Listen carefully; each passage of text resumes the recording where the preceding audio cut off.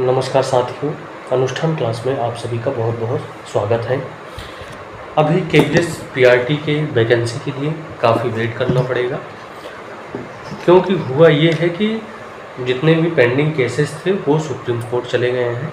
तो कोर्ट में आदेश होने के बाद ही केवीएस की वैकेंसी आएगी। तब तक हम सभी स्टार्ट करते हैं हिंदी पाठ्य पुस्तक कक्षा 5 में। आज का जो पाठ है पाठ 5 है और उसका नाम है जहाँ चाह वहाँ राह। एक कविता के रूप में इसको समझाया गया है। ठीक है, तो आइए देखते हैं। तो स्टार्ट करेंगे कि मलमली धोती का बादामी रंग खिल उठा था।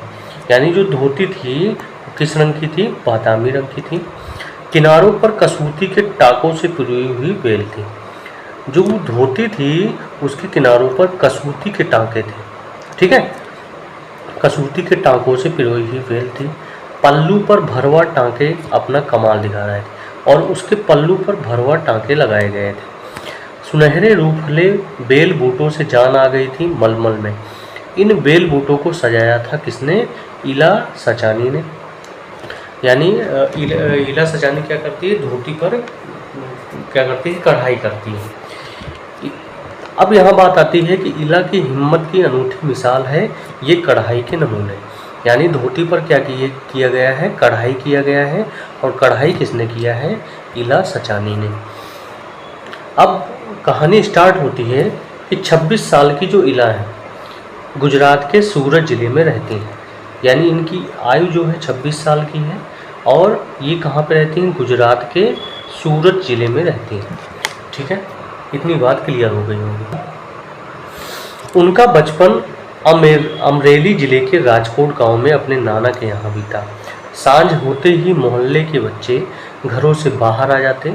कुछ मिट्टी में आड़ी तिरछी लकीरें खींचते, कुछ कनेर के पत्तों से पिटपिटी बजाते, कुछ गिट्टे खेलते, कुछ इधर उधर से टूटे फूटे घरों के ठीकरे बटोरकर पिट्ठू खेलते। जब इन खेलों से मन भर जाता तो पेड़ की डालियों पर झूला डालकर ऊंची ऊंची पेंगे लेते और ऊंचे स्वर में गाते।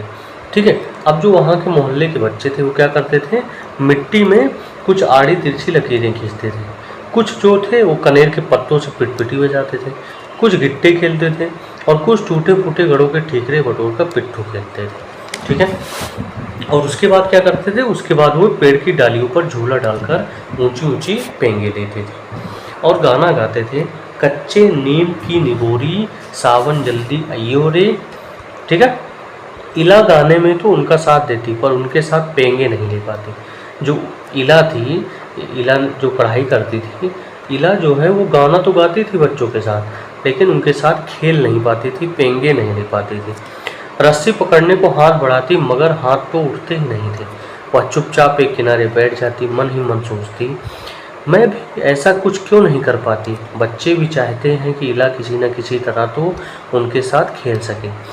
कभी कभी वह पकड़म पकड़ाई और विष अमृत के खेल में शामिल हो जाती, साथियों के साथ जमकर दौड़ती, मगर जब धप्पा करने की बारी आती तो वह फिर निराश हो जाती। हाथ ही नहीं उठेंगे तो धप्पा कैसे देगी। वह बहुत कोशिश करती है पर उसके हाथों ने जैसे उसका साथ न देने की ठान रखी है। इला ने अपने हाथों की इस जीत को एक चुनौती माना। ठीक है, क्योंकि इला का हाथ दिव्यांग था और वह अपने हाथों से कोई भी काम नहीं कर पाती थी। आगे कहानी में चर्चा होती है कि उसने वह अपने पैरों से करना सीखा जो हम हाथों से करते हैं। दाल भात खाना, दूसरों के बाल बनाना, फर्श बुखारना, कपड़े धोना, तरकारी काटना, यहाँ तक कि तख्ती पर लिखना भी वो पैरों से करती थी। कौन? इला। उसने एक स्कूल में दाखिला ले लिया। दाखिला मिलने में भी उसे परेशानी हुई। कहीं तो उसकी सुरक्षा को लेकर चिंता थी, कहीं तो उसके काम करने की गति को लेकर। किसी काम को तो वह इतनी फुर्ती से कर जाती कि देखने वाले दंग रह जाते और किसी किसी काम में थोड़ी बहुत परेशानी होती है। वह परेशानियों के आगे घुटने टेकने वाली नहीं थी। उसने 10वीं कक्षा तक पढ़ाई की। वह 10वीं की परीक्षा पास नहीं कर पाई। इला को यह मालूम न था कि परीक्षा के लिए उसे अतिरिक्त समय मिल सकता है। उसे ऐसे व्यक्ति की सुविधा भी मिल सकती थी जो परीक्षा मुश्किल लिखने का काम कर सके। यह जानकारी इला को समय रहते मिल जाती तो कितना अच्छा होता। उसे इस बात का दुख है पर यहाँ आकर सब कुछ खत्म तो नहीं हो जाता ना। उसकी माँ और दादी कसीदाकारी करती। वह उन्हें सुई में रेशम पिरोने से लेकर बूटियाँ उकेरते हुए देखती। न जाने कब उसने कसीदाकारी करने की ठान ली। यहाँ भी उसने पैर के अंगूठों का सहारा लिया।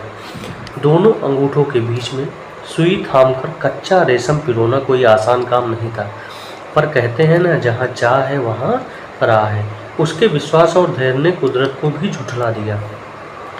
15-16 साल की होते होते इला काठियावाड़ी कसीदाकारी में माहिर हो चुकी थी। किस वस्त्र पर किस तरह के नमूने बनाए जाएं, कौन से रंगों से नमूना खिल उठेगा और टाँके कौन से लगेंगे, यह सब वह समझ गई थी। एक समय ऐसा भी आया, अब उसके द्वारा काढ़े गए परिधानों की प्रदर्शनी रही। इन परिधानों में काठियावाड़ के साथ साथ लखनऊ और बंगाल की भी झलक रहा था। इला ने काठियावाड़ी टाँकों के साथ कई टाँके भी इस्तेमाल किए। पत्तियों को चिकनकारी से सजाया था, डंडियों को कांधा से उभारा था, पशु पक्षियों की ज्यामितीय आकृति को कसौटी और जंजरी में उठा रखा था। पारंपरिक डिजाइनों में यह नवीनता सभी को बहुत भाई। और आंखों में इला के पांव अब रुक नहीं रहे। आंखों में चमक, ओंठों पर मुस्कान और अनूठा विश्वास लिए सुनहरी रूप हरी बूटियाँ उकेरते थकती नहीं थी। तो इस तरह से ये कहानी इस प्रकार थी कि यानी अगर एक बार मन में हम ठान लें तो कोई भी चीज़ आसानी से कर सकते हैं।